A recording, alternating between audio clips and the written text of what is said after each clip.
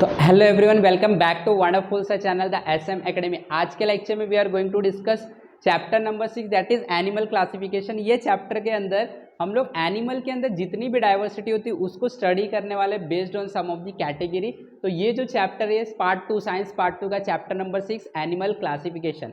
तो अब ये जो चैप्टर है ये चैप्टर बेसिकली एनिमल्स के क्लासिफिकेशन से डील कर रहा है कि हम लोग किस तरीके से एनिमल को क्लासीफाई करके स्टडी कर सकते हैं, हर एक एनिमल को किस तरीके से स्टडी कर सकते हैं। तो हमारे एनवायरनमेंट में, हमारे अर्थ में बहुत सारे डाइवर्सिटी, बहुत सारे टाइप्स के एनिमल्स है। तो इनको स्टडी किस तरीके से किया जाता है, क्योंकि हम एक साथ सारे एनिमल्स की स्टडी तो नहीं कर सकते, तो किस तरीके से किया जाता है, क्या टेक्निक होगा, ये सारे चीज़ हम लोग ये लेसन में सीखने वाले। तो सब लोगों को इस वीडियो को, इस लेसन को, सारे लेसन को, सारे जितने भी लेक्चर्स में बनाऊंगा सारे लेक्चर को अच्छी तरीके से देखना है। आपको हर एक कंसेप्ट क्लियर हो जाएगा और आप क्लासिफिकेशन में मास्टर हो जाओगे। तो विदाउट वेस्टिंग और टाइम लेट अस बिगिन।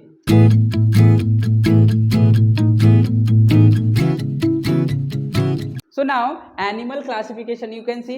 तो यहाँ पे मैंने बहुत सारे इमेजेस दिखाए, आप देख सकते हैं जेब्रा है, elephant and many more, right. तो on our earth we know that, हम लोग ने इसके पहले एनवायरनमेंट के बारे में सीखा था एंड वी नो दैट हमारे एनवायरनमेंट में बहुत सारे बायोडाइवर्सिटीज है, बहुत सारे प्लांट के केस में डाइवर्सिटीज है, एनिमल के केस में डाइवर्सिटीज है। इवन हम लोग ने 9th क्लास में प्लांट के क्लासिफिकेशन को भी स्टडी किया था। 10th में हम एनिमल के क्लासिफिकेशन को स्टडी करेंगे। तो आप लोगों को पता है कि जितने भी डाइवर्सिटी है हमारे वर्ल्ड में, हमारे अर्थ पे एनिमल के केस में, ये इतने सारे हैं कि इनको अगर हम एक एक करके स्टडी करें तो इनको स्टडी करना हम लोगों का जो लाइफ स्पैन है वो भी कम पड़ जाएगा, है ना। तो हम किस तरीके से इनको स्टडी करेंगे, तो ये चीज़ हम लोगों ने एक टेक्निक से किया। कैसे टेक्निक? हम लोग ने क्लासिफिकेशन बनाया कि जो भी एनिमल्स हमारे अर्थ पे हैं जिनके अंदर कुछ कैरेक्टरिस्टिक्स सेम है उसको एक कैटेगरी में रखेंगे, जो एनिमल्स की कैरेक्टरिस्टिक्स सेम है उसको एक में रखेंगे, और इस तरीके से based upon the characteristics and habit हम लोग ने कुछ क्लासिफिकेशंस किए हैं अमंग दोज डाइवर्सिटी। तो ये चीज़ को हम लोग समझने की कोशिश करेंगे। तो आप देख सकते हैं बहुत सारे डाइवर्सिटीज है हमारे अर्थ पे, राइट। तो सबसे पहले हम देखते हैं कि हम लोग ने लिविंग ऑर्गेनिज्म को कैसे क्लासीफाई किया, उसके बाद ये जो हमारा स्टेप है एकदम सिंपल हो जाएगा। चलो देखते हैं। देखो यहाँ पे लिविंग ऑर्गेनिज्म हम लोगों ने किस तरीके से क्लासीफाई किया है, क्योंकि हमारा अर्थ आपको पता है ये बायोडाइवर्सिटी से भरा हुआ है, पूरे लिविंग ऑर्गेनिज्म से भरा हुआ है। तो किस तरीके से हम लोग ने इनको क्लासीफाई किया। लिविंग ऑर्गेनिज्म प्रोकैरियोट्स और क्या है, यूकैरियोट्स। बेसिकली प्रोकैरियोट्स में बैक्टीरिया एंड ऑल दैट आते हैं। तो प्रोकैरियोट्स जो होते हैं इनके पास वेल डिफाइंड न्यूक्लियस नहीं होता है। ये जो प्रोकैरियोट्स है इनके पास कोई न्यूक्लियस नहीं होता है, ओके। तो प्रोकैरियोट्स को हम लोग ने वापस से कैटेगरी बनाया मोनेरा, और वहीं पे हम लोग ने यूकैरियोट जो होते हैं उनके पास वेल डिफाइंड न्यूक्लियस होता है। यूकैरियोट्स को हम लोग ने दो टाइप में क्लासीफाई किया, एक तो मल्टीसेलुलर ऑर्गेनिज्म और यूनिसेलुलर ऑर्गेनिज्म। सिमिलरली जो हमारे यूनिसेलुलर ऑर्गेनिज्म थे, जो सिंगल सेल से बने होते, सिंगल न्यूक्लियस से बने होते, उनको वापस से हम लोग ने क्लासीफाई करके प्रोटिस्टा नाम दिया, राइट। उनके अंदर जो कैटेगरी बनी उनको प्रोटिस्टा नाम दे दिया। और वहीं पे मल्टीसेलुलर में हम लोगों ने देखा कि ऐसे ऑर्गेनिज्म दिखते हैं जिनके पास सेल है और सेल वॉल है, जिनके पास सेल वॉल नहीं है। तो हम लोग ने दो कैटेगरी बना, विदाउट सेल वॉल और विथ सेल वॉल, राइट। उसके बाद जो सेल वॉल वाले थे वापस से दो कैटेगरी में चले गए। कौन कौन से? देखो, ऑटोट्रॉपिक। सेल वॉल बेसिकली किसके पास होता है? प्लांट के पास होता है। ये प्लांट एक्चुअली। तो ऑटोट्रॉपिक जो खुद से खाना बना सकते हैं, हेट्रोट्रॉपिक जो खाने के लिए दूसरे के ऊपर डिपेंड होते हैं। ऑटोट्रॉपिक में क्या आ गया? प्लांटी आ गया, और हेट्रोट्रॉपिक में क्या आ गया? फंजाई आ गया। तो ये सब भी क्या है? ये सब ये सेल वॉल वाले हैं, बट ये खुद से खाना नहीं बना पाते, ये खुद से खाना बना पाते। तो ये किंगडम प्लांटी में चला गया, और जिनके सेल में सेल वॉल नहीं होता है वो एनिमेलिया में आ गया। और हम लोग को यही चीज़ को स्टडी करना है। तो इस तरीके से हम लोगों ने हमारे अर्थ पे लिविंग ऑर्गेनिज्म को क्लासीफाई किया। एकदम सिंपल था। लिविंग ऑर्गेनिज्म को यूकैरियोटिक और प्रोकैरियोटिक में किया। जो हमारे प्रोकैरियोटिक थे उनको मोनेरा बना दिया हम लोग ने, जो यूकैरियोटिक थे उसमें मल्टीसेलुलर और यूनिसेलुलर। अब जो यूनिसेलुलर ऑर्गेनिज्म है, यूनिसेलुलर की हम बात करें, यूनिसेलुलर को हम लोगों ने एक अलग से किंगडम में डाला, प्रोटिस्टा में। और जो मल्टीसेलुलर थे उसमें देखा गया कि मल्टीसेलुलर जो ऑर्गेनिज्म है, किसी किसी ऑर्गेनिज्म के सेल में सेल वॉल दिखाई देता है, किसी किसी में नहीं। तो without cell wall and with cell wall की क्लासिफिकेशन किए। With cell wall basically plant में होता है, बिकॉज उनके पास कोई एक्सक्रीटरी सिस्टम नहीं होता अच्छी तरीके से, तो वो वैक्यूल्स में स्टोर करते हैं। प्लांट सेल के पास सेल वॉल भी होता है। ऑटोट्रॉपिक, हेट्रोट्रॉपिक फंगाई में गया, ऑटोट्रॉपिक प्लांटी में गया, और जो विदाउट सेल वॉल थे वो एनिमेलिया किंगडम में आ गए। अब हम लोग इसको क्लासीफाई करेंगे और स्टडी करेंगे, राइट। सो एक ओवरव्यू ले लेते। तो यहाँ पे देखो, हम लोगों को पता है कि इतने सारे डाइवर्सिटी इतने अच्छे से हम लोग एक एक करके स्टडी नहीं कर पाएंगे, बहुत टाइम चला जाएगा, तो हम क्या करें। तो ऐसे सारे साइंटिस्ट लोग सोचने लगे अब क्या करें, अब क्या करें, इतने सारे एनिमल्स है और अलग अलग जगह पे इनको कैसे स्टडी किया जाए, एक एक करके हम लोग स्टडी करेंगे तो पूरी जिंदगी निकल जाएगी, फिर भी हम स्टडी नहीं कर पाएंगे। तो बहुत अच्छा दिमाग लगाया गया एंड वो था एक क्लासिफिकेशन करना based on the habit, body structure, many more thing, बहुत सारी चीजें थी वो दैट वी विल सी। जैसे एक ओवरव्यू ले लेते। You must be looking varieties of animals around you. Yes obviously हम लोग जब देखते हैं बहुत सारे एनिमल्स हमारे आसपास में हमें दिखाई देते हैं और बहुत सारे एनिमल्स डोमेस्टिक होते हैं, बहुत सारे वाइल्ड होते हैं, बहुत सारे हमारे यूजफुल के होते हैं, right. Some animals are too small where some are too big, right. Some animals are terrestrial where some are aquatic, कोई जमीन पे रहते हैं, कोई पानी में रहते हैं। तो इतने सारे डाइवर्सिटी, देखो हैबिटेट में भी डाइवर्सिटी, कुछ पानी में रह रहे, कुछ जमीन में रह रहे, कुछ बड़े हैं साइज में, कुछ छोटे हैं साइज में, राइट। तो बहुत सारे हम लोगों को डिफरेंस देखने मिल रहे। Some animal crawl on land, जो रेंग के चलते क्राउल करते। सम स्विमिंग व्हाट, कोई तैरता है, where some fly in the air, कोई उड़ता है, राइट। तो इतने सारे एनिमल्स है, अरे बाप रे क्या किया जाए, कैसे स्टडी किया जाए, इतने वेरिएशन हमें दिखाई दे रहे। Some animals have scales on skin, जैसे आपने देखा स्नेक के ऊपर स्केल्स बना रहते, पट्टी रहती, right. Where some have feathers और हेयर्स, किसी किसी एनिमल के शरीर पे फेदर होता है, चिड़िया जैसे हो गए उनके शरीर पे फेदर होता है, पंख होता है, किसी किसी के शरीर पे हेयर होता है, लाइक बियर, राइट, भालू के ऊपर। तो इतने सारे डिफरेंसेस देखने मिल रहे। In this way there is huge diversity among the animal. ये जो एनिमल्स हमारे अर्थ पे हमारे सराउंडिंग में, इनके अंदर इतने सारे डाइवर्सिटी, इतने सारे डिफरेंस है, कैसे स्टडी किया जाए। कंफ्यूज हो गए सारे साइंटिस्ट। अब क्या किया जाए, बड़े हैं, छोटे हैं, किसी के शरीर में हेयर है, फेदर है, अब क्या किया जाए, कैसे समझा जाए, बहुत मुश्किल काम है ये। तो फिर क्या किया गया, दिमाग लगाया। क्या देखो, according to recent study estimated number of animal species on the earth is approximately 7 million, 70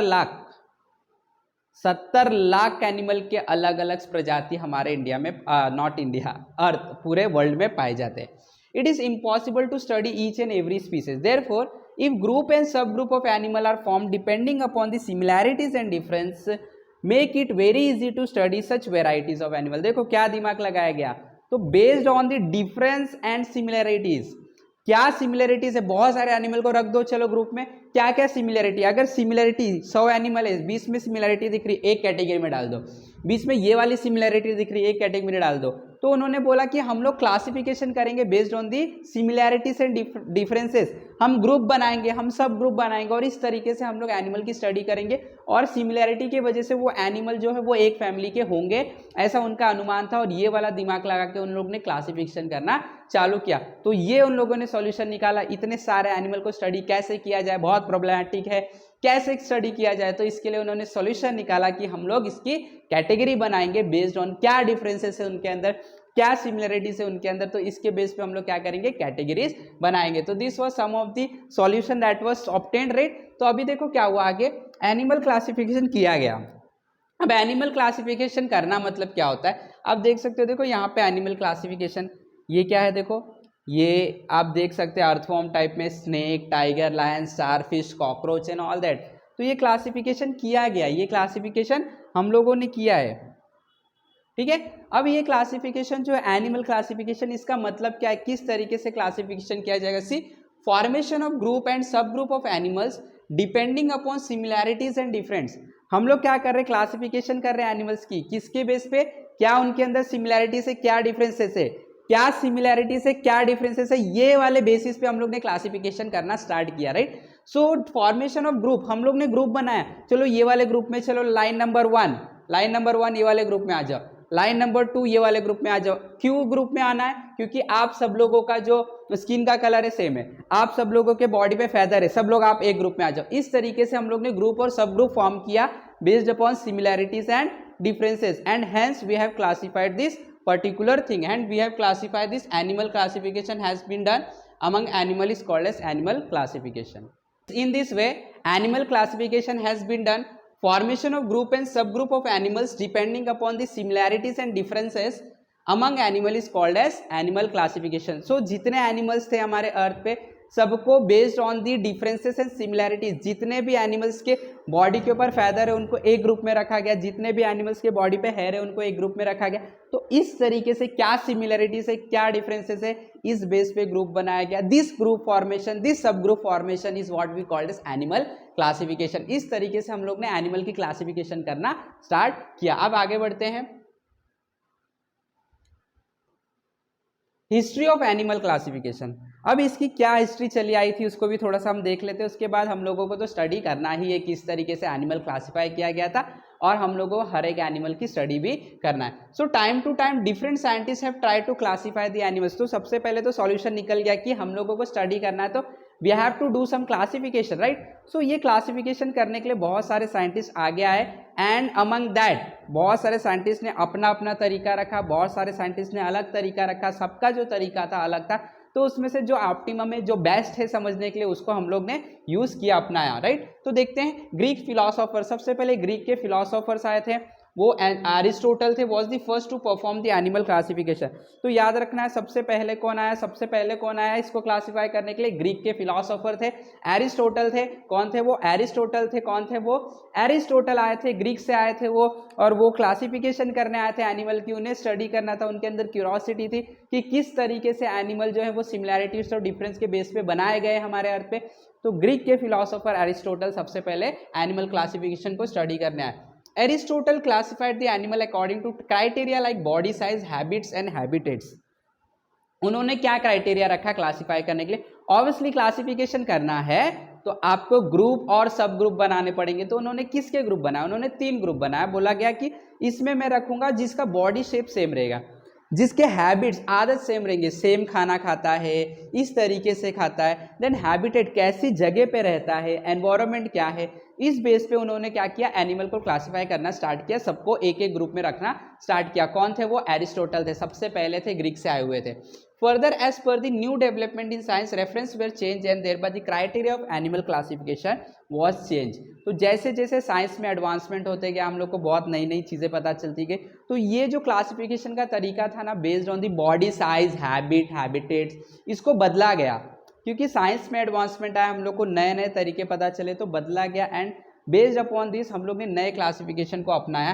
classification proposed by Aristotle is known as artificial method. जो एरिस्टोटल ने क्लासिफिकेशन दिया था वो आर्टिफिशियल मेथड है, हम लोग ने अपने दिमाग से किया था वो, तो वो आर्टिफिशियल मेथड है। बिसाइड एरिस्टोटल, एरिस्टोटल के अलावा artificial method of classification was followed by Theophrastus, Pliny, John रे, लिनियस एक्सेट्रा। तो ये सारे साइंटिस्ट जो है इन्होंने भी ट्राई किया artificial method. Later on natural system of classification was accepted. उसके बाद जो आर्टिफिशियल सिस्टम था, ये जो सब लोग ने ट्राई किया था, ये तो ठीक था, ये समझ में आया था, कुछ स्टडीज भी की गई थी, लेकिन जैसे जैसे एडवांसमेंट हुआ, नए टेक्निक्स आए और हम लोग ने नेचुरल क्लासिफिकेशन वाला मेथड लिया। Natural system of classification was followed, ठीक है। तो artificial, Aristotle and many more, उसके बाद हम लोग ने नेचुरल सिलेक्शन किया। तो natural system of classification was based on various criteria like body organisation, types of cell, chromosome, biochemical properties etcetera. तो जो नेचुरल सिलेक्शन था वो कौन से क्राइटेरिया पे काम कर रहा था कि इनके जो एनिमल्स हैं, इनके बॉडी में जो केमिकल प्रोसेस होता है, अगर जिसके बॉडी में सेम केमिकल प्रोसेस होता है डाइजेशन का, उनको एक कैटेगरी में रख दो। जिनके बॉडी का जो डिजाइन है वो सेम है, उनको एक कैटेगरी में रख दो, राइट। अब देख सकते हैं body organisation, types of cell, जिनके सेल के टाइप सेम है, क्रोमोसोम के जो हम बोल सकते हैं ओवरलुक है वो सेम है, सबको एक एक क्राइटेरिया में रखते जाओ, एक एक ग्रुप में रखते जाओ, सब ग्रुप में रखते जाओ। Based upon this natural selection को सिलेक्ट किया गया था। और आर्टिफिशियल सिलेक्शन में हैबिटेट को सिलेक्ट किया गया था। तो हैबिटेट बेसिकली एनवायरनमेंट से डिपेंड होता है, हमारे सराउंडिंग से हम लोग हैबिट को अपनाते, राइट। तो ये बोला गया कि नहीं, वो तो सराउंडिंग से, अगर मैं यही एनिमल को दूसरे सराउंडिंग में रख दूं, दूसरे कंट्री में रख दूं, तो अब इसका जो बॉडी स्ट्रक्चर है वो सब चेंज हो जाएगा। तो हम लोग इसके ऊपर नहीं कर सकते क्योंकि चेंज हो जाएगा। हम लोग नेचुरल कोई तो कंसेप्ट यूज करते हैं जो चेंज नहीं होगा, जैसे केमिकल प्रोसेस होगा, डाइजेशन का प्रोसेस चेंज नहीं होगा, सेल के स्ट्रक्चर चेंज नहीं होंगे, क्रोमोसोम के स्ट्रक्चर चेंज नहीं होंगे। तो बेस्ड अपॉन दिस हम लोग ने नेचुरल सिलेक्शन को अपनाया। By the time system of classification based on evolution was also brought into practice. Evolution को भी लाया गया। It was used by Dobzhansky and Mayer. Recently, Carl Hughes has also proposed the animal classification. तो अभी नए नए classification आते गए based upon the natural selection, और भी उसमें ग्रुप्स ऐड किया गया, बेसिस ऐड किया गया, मतलब कौन से बेसिस पे हमें क्लासिफिकेशन करना है। तो इट वॉज यूज बाय डॉब्जीहंस्की जो थे, उन्होंने एक नया टेक्निक लाया जिसके अंदर नेचुरल सिलेक्शन में एक और कैटेगरी बनाया बेस्ड अपॉन द इवोल्यूशन किस तरीके से हुआ उसको भी लेके आए। उसके बाद मेयर आए, कार्ल वोइस आए, ये सब लोगों ने एनिमल क्लासिफिकेशन रखा, हम लोग को समझाया कि किस तरीके से एनिमल क्लासिफिकेशन किया जाएगा in order to understand study many more things, right. अभी देखो बेनिफिट्स ऑफ एनिमल क्लासिफिकेशन, इससे क्या बेनिफिट हुआ, क्या फायदा हुआ एनिमल को क्लासीफाई करके। Study of animal becomes convenient, हर एक एनिमल की अब स्टडी करने की जरूरत नहीं, जो सेम ग्रुप में आते हैं, जो सेम कैटेगरी में आते हैं, उनको स्टडी कर लो, सारे एनिमल की स्टडी हो गई। Study of few animals from a group help us to understand about that entire animal group, वही एक ही ग्रुप की स्टडी कर लिया तो उस ग्रुप में जितने एनिमल्स आते हैं सबकी स्टडी हो जाती है, तो एक एक हर एनिमल की स्टडी करने की जरूरत नहीं पड़ी। It gives idea about animal evolution, उससे हमें आइडिया आ गया कि किस तरीके से ये इवॉल्व हुए होंगे, कहाँ से इनके एंसेस्टर कौन होंगे, किस तरीके से इनके अंदर ग्रेजुअल चेंजेस आया रहेगा according to the changes in environment, right. Okay, animal can be easily identify with great accuracy, और जब हम लोग क्लासिफिकेशन करते हैं तो हम लोग उनके कैरेक्टर्स को बहुत अच्छे से बिना किसी गलती से, हम बोल सकते हैं बहुत ज़्यादा एक्यूरेसी से हम लोग सटीक आंसर निकाल सकते हैं। It help to understand the relationship of animal with other living organism, obviously हमारे एनवायरनमेंट के पार्ट हैं वो, तो एनिमल और अदर ऑर्गेनिज्म लाइक प्लांट हो गए, इनके बीच में क्या रिलेशनशिप होता है ये भी हमें study. It helps us to understand the habitat, कैसे एनवायरनमेंट में रहते हैं, एन एग्जैक्ट रोल, उनका क्या रोल है नेचर में। It help to understand various adaptation shown by animals, तो बहुत सारे कैरेक्टरिस्टिक एनिमल्स के क्या क्या होते हैं जो हमें देखने मिलते हैं, ये सारे चीज़ हम लोग एनिमल क्लासिफिकेशन से सीख सकते हैं। तो this are some of the benefit कि क्यों एनिमल को क्लासीफाई करना चाहिए, राइट। तो ये इस तरीके से एक ओवरव्यू था एनिमल क्लासिफिकेशन के बारे में। अगले लेक्चर से हम देखेंगे किस तरीके से एनिमल को कौन कौन से ग्रुप में रखा गया, कैसे क्लासीफाई किया गया, और फिर हर एक ग्रुप की हम लोग कैरेक्टरिस्टिक को स्टडी करेंगे। तो आई होप कि सब लोगों को एनिमल क्लासिफिकेशन के ओवरव्यू के बारे में बहुत अच्छे समझ में आ गया। तो इसी तरीके से हमारे साथ जुड़े रहे, सीखते रहे। फटाफट वीडियो को लाइक करना है, शेयर करना है, चैनल पे न हो तो सब्सक्राइब भी करना है। Have wonderful learning, have wonderful day, thank you very much.